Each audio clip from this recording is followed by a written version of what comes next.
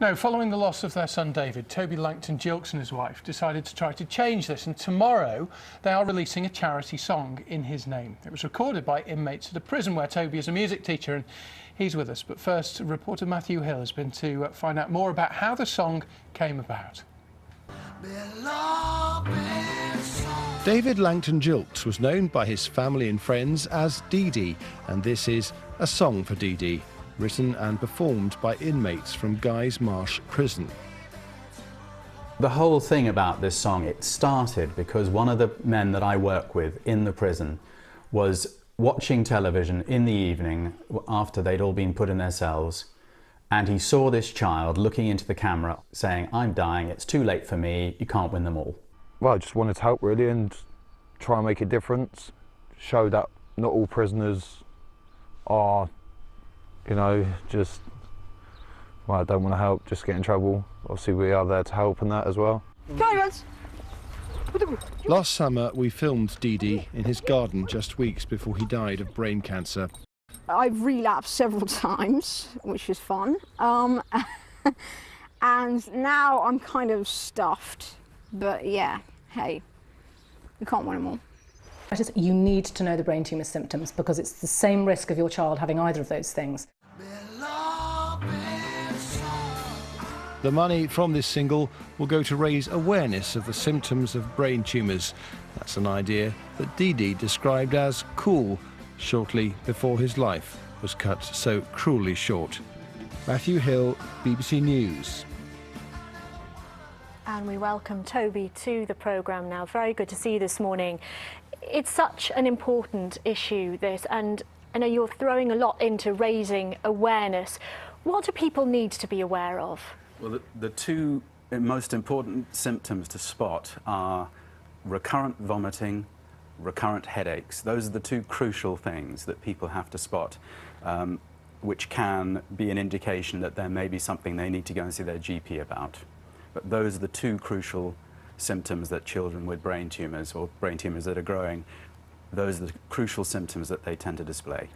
And if you had spotted, or the doctors had spotted this sooner, in Dee Dee's case, would that have made a big difference? It would have saved him about 7 brain procedures.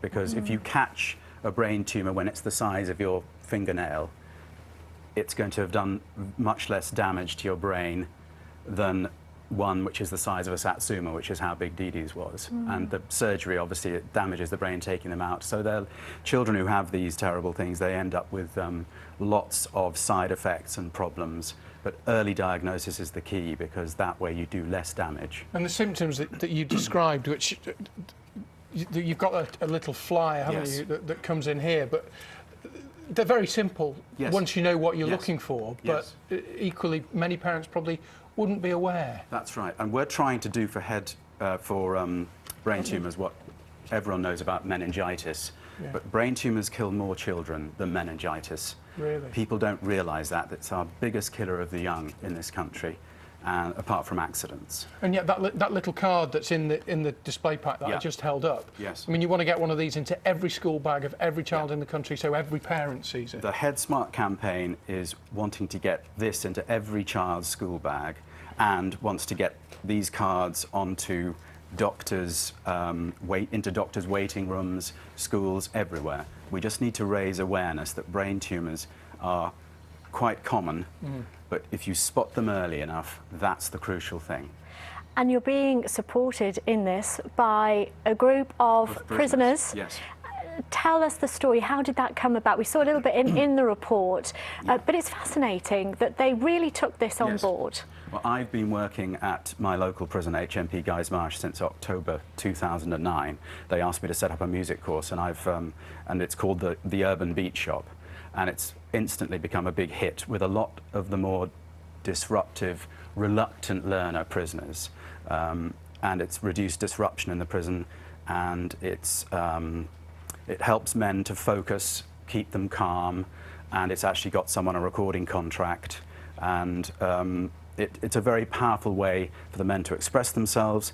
A lot of what they say in their music is saying sorry for what they've done, and at the end of 2 or 3 mornings with me, they take a disc away, which is effectively a professional demo tape, which they can then They can give it to their parents so they can say sorry through their music, or they can give it to record companies and all the rest of it. It's a sort of, it just channels and focuses. It's a very simple mechanism, but it's very efficient. And I'm sure very humbling for you that they, Yes. they chose to support you. Very, very humbling, yes. It's lovely to see you, Toby. Thank you very much indeed for coming in. Thank you for having me. All importantly, we need to tell you that if you're interested in hearing the whole of the song, which unfortunately, obviously, we haven't got time to play the whole song, but the new charity single, it's well worth downloading. That's how you get it, via a download from tomorrow. It's called Song for Dee Dee.